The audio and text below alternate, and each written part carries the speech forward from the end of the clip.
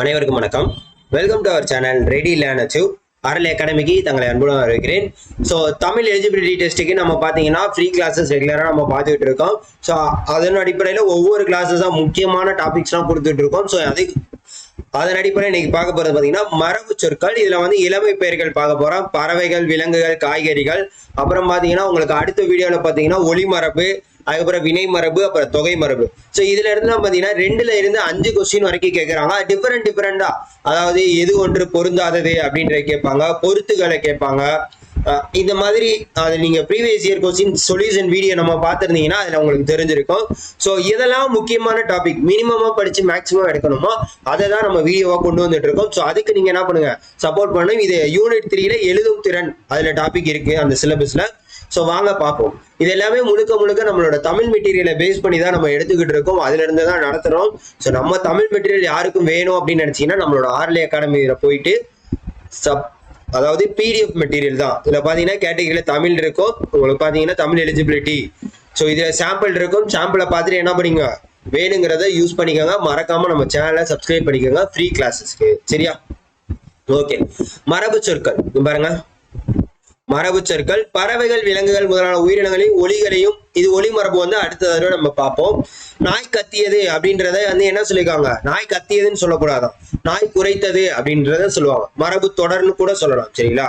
மரபு தொடர்கள். இதுல வந்து நம்ம இன்னைக்கு பார்க்க போறது இந்த இளமை பெயர்கள் தான் நம்ம பார்க்க போறோம். ஸோ ஒவ்வொன்றையும் பாத்தீங்க, இதெல்லாம் பொருத்துக, பொருந்தாத இணை, இந்த மாதிரி கேட்பாங்க. இங்க பாருங்க, பறவை விலங்குகளோட இளமை பெயர்.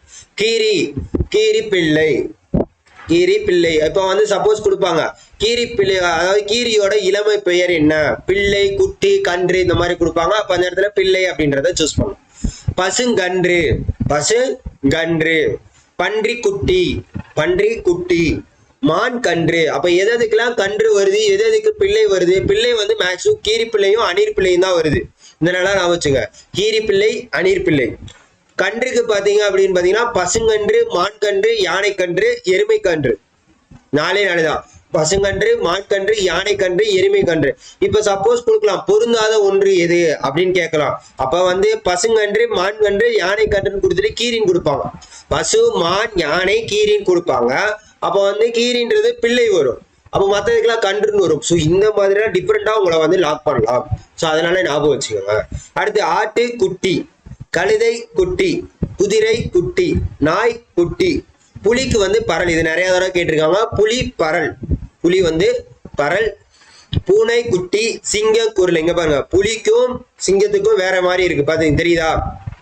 புலிக்கு வந்து பரல், பூனைக்கு வந்து குட்டி, சிங்கத்துக்கு வந்து குருளை. எருமை கன்று, எருமை கன்று.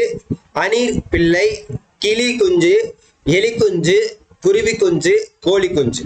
ஸோ இதெல்லாம் வந்து கேட்டிருக்காங்க. தயவு செய்து இதெல்லாம் தெரிஞ்சு வச்சுக்கோங்க. சரியா? அடுத்து காய்களின் இளமை பெயர்கள். அவரை பிஞ்சு, அவரை பிஞ்சு. வாழைக்காய், வாழைக்காய். கத்திரி பிஞ்சு, வெள்ளரி பிஞ்சு, பலா பிஞ்சு. இங்க பாருங்க, பிஞ்சுனே பாருங்க, அவரை, வெள்ளரி, முருங்கை, கத்திரி, பலா. சரியா? வாழைக்காய்க்கு வாழைக்காய். தென்னங்குரும்பை, இது கேட்டிருக்காங்க நிறைய தடவை. தென்னங்குரும்பை, தென்னை மரத்தோட அந்த இளமை பெயர் என்னன்னு கேட்டிருக்காங்க, தென்னங்குருமை. மாவடு, மாந்தளிர். வாழை குருத்து, வாழை குருத்து. வாழை தண்டுக்கு இளமை பேர் என்னது, வாழை குருத்து. சரியா? சோ பறவை, விலங்குகளுக்கு, காய்களுக்கு இது அவ்வளவுதான். அடுத்த வீடியோல உங்களுக்கு என்ன பண்ண போறோம், ஒளி மரபு வரும். ஸோ இது வந்து ரெகுலரா உங்களுக்கு போறதுக்குள்ள எவ்வளவு மேக்ஸிமம் வீடியோ கொடுக்க முடியுமோ அது மாதிரி கொடுக்க போறோம்.